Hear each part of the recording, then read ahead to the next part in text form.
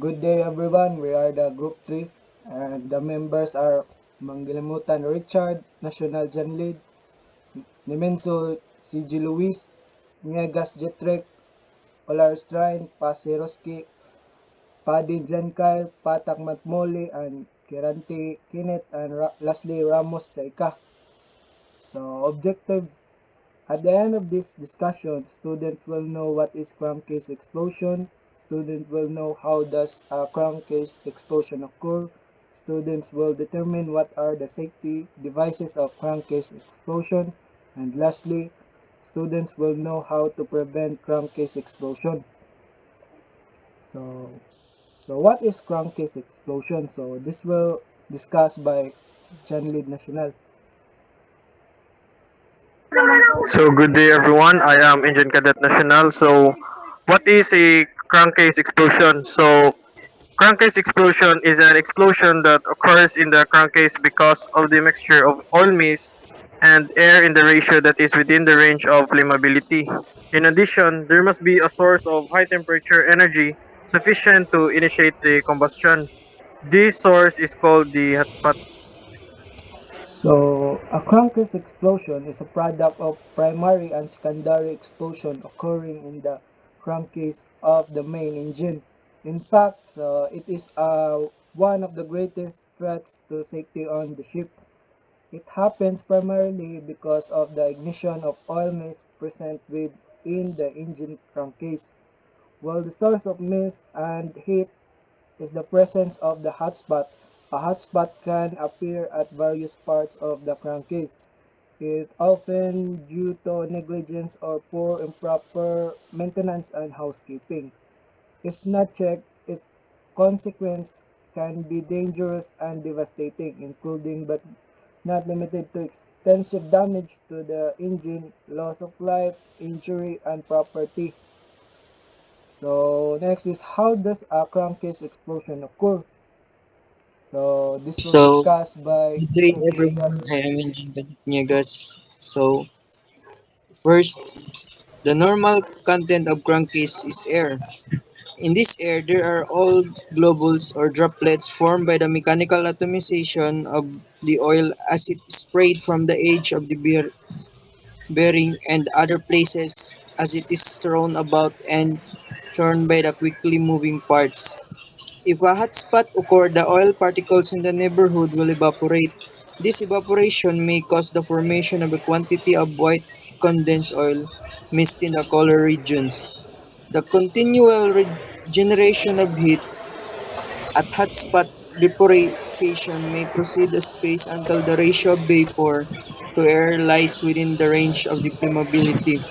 If hotspot can provide the necessary heat for ignition of vapor, a primary explosion may occur. So next is what are the safety devices of crankcase explosion? So let's keep passing. So, what are the safety devices of explosion? These are various safety devices such as the crankcase, exhaust fan, relief valve, bearing temperature sensor, breather pipe, oil mist detector, low oil temperature sensor, and alarm. Together, they play an active role in the safety and protection of the main engine from the crankcase explosion. Out of them, there is two safety devices, oil mist detector and crankcase relief valve, that plays a greater role in the protection against the possible crankcase explosion. So, oil mist detector. Oil mist detector is a safety device fitted in marine diesel engines to check and monitor crankcase environments for the presence of oil mist. It can detect the presence of oil mist within its flammable range. Oil mist detector. Oil mist ignite at low temperatures and can cause severe damage such as engine room fires.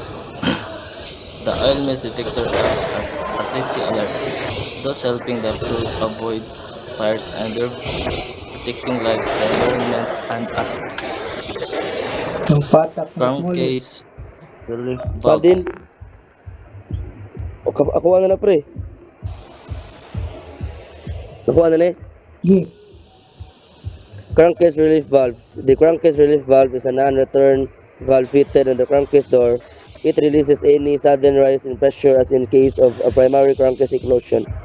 Before non-return valve, it only allows the air to go from inside to out and not vice versa. All engines except the ones which are too small must be fitted with a similar safety device. Next, Matt. The valve must be spring-loaded to ensure the instantaneous operation and positive closing.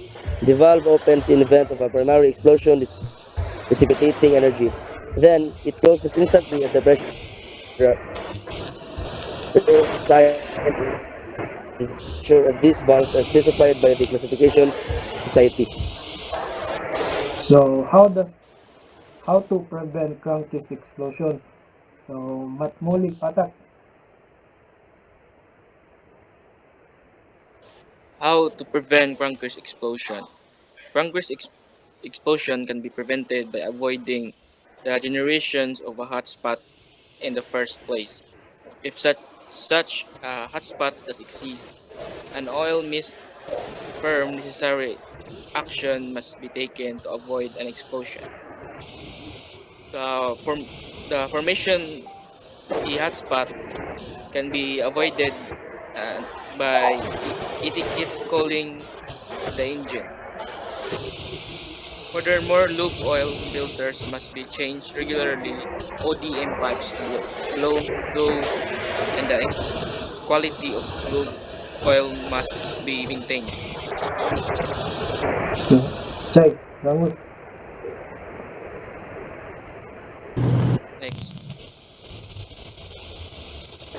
any abnormality in terms of noise or operation must be looked after. In addition, we also need to ensure that there is proper cylindrical lubrication in the engine, no oil leaks, no alarms, and electricity trips working. Other things that need to be looked for to avoid hot spots are proper drainage of scavenging space, maintenance of stuffing box, and proper operation of lube oil for fire or accident prevention. So now, Next, if the hotspot appear oil mist detector, inform us of the presence of oil mist. Then the engine speed is reduced or something stopped and lubrication increased to counter heat formation. So after 30 to 40 minutes when the engine cool down, the crankcase door is being opened under supervision.